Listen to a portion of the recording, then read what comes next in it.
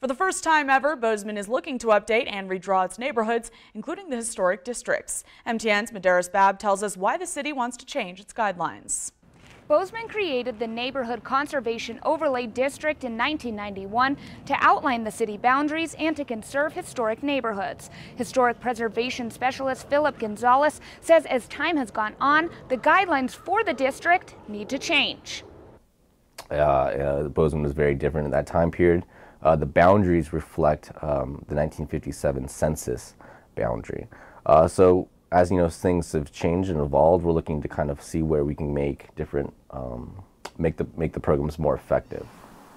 The city started to review development, housing, and preservation of the NCOD in 2015 and has now hired consultant Bendon Adams and Orion Planning Plus Design to finish that process.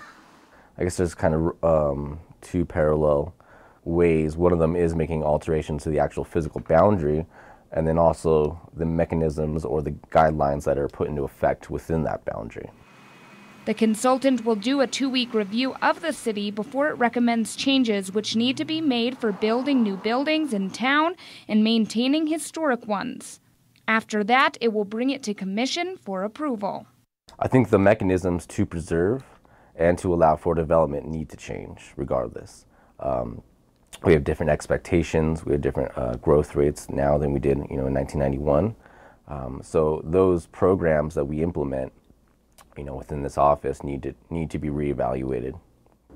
Consultants will be in town from July 13th to the 24th to complete the extensive review.